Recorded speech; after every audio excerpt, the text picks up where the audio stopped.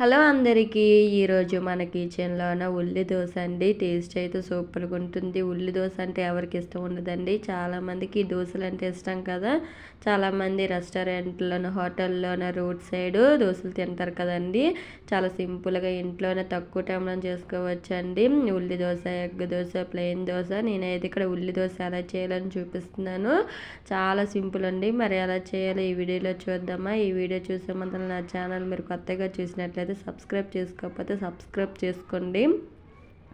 నేనైతే ఒక గ్లాసు మినపగుళ్ళు తీసుకోనండి. ఒక గ్లాస్ ఫుల్గా ఇలాగా ఒక గిన్నెలోనికి ఇలా వేసుకోవాలండి. మనము నైట్ అంతా నానబెట్టుకోవాలి కదా. ఒక గ్లాసులో మినపగుళ్ళు తీసుకున్నాం కదా. 2 గ్లాసుల బియ్యం తీసుకోవాలండి. అర గ్లాసు శనగపప్పు అండి. కొంచెము స్పూనుడు మెంతులండి. ఎక్కువ వేసుకోకూడదు మెంతులు అనేది. చిటికెడు కొంచెం అనేది మనకి తీసుకొని తగ్గట్టు కొంచెం వేసుకోవాలి, లేకపోతే చేదు అనేది వచ్చేస్తుంది. 2 టైమ్స్ వాష్ చేసుకుని నానబెట్టుకోవాలండి నైట్ అంతా. నేనైతే నానబెట్టుకొని నైట్లోనే ఒక 6 అవర్స్ 5 అవర్స్ నానబెట్టుకుని ఇలా మిక్సీ అనేది ఇలా వేసుకోనండి.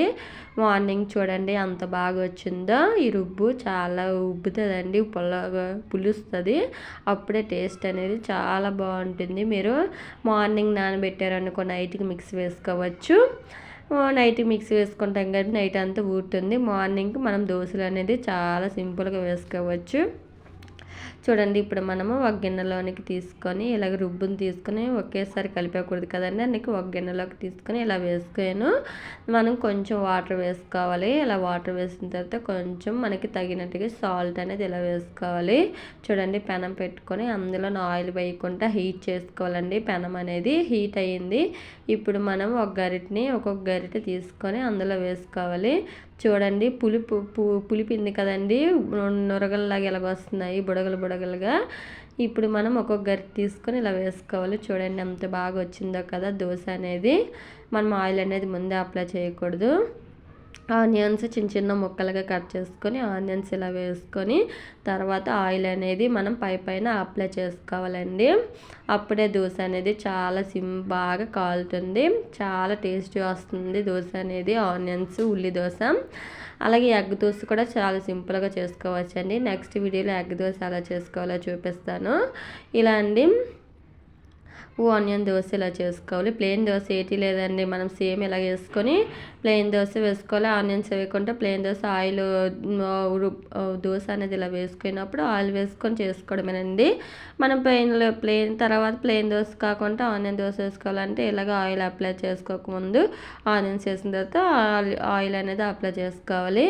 చాలా సింపుల్ అండి. ఇలాగ అన్ని దోశలు ఇలాగే కాల్చుకోవాలండి. మరి ఆఫీస్కి వెళ్ళే వాళ్ళు చాలామంది టిఫిన్లు బయట చేసేస్తారు కదా. చాలా సింపుల్గా ఇలాగ మీరు నైటే మిక్సీ పెట్టుకొని ఇలా చేసుకుంటే చాలా సింపుల్గా చేసుకోవచ్చు. ఇలా వేడివేడిగా చట్నీతో తింటే సూపర్గా ఉంటుందండి. పల్లి చట్నీతోనైనా, కొబ్బరి చట్నీతోనైనా, టమాటా చట్నీతోనైనా తింటే సూపర్గా ఉంటుంది. నేను ఇక్కడ పల్లి చట్నీ చేసానండి. మీరు నీకు నచ్చిన చట్నీ కూడా చేసుకుని తినచ్చు. మీరు కూడా ట్రై చేయండి. ఎలా వచ్చిందో కూడా కామెంట్ చేయండి. చాలా సింపుల్గా అయిపోతుంది.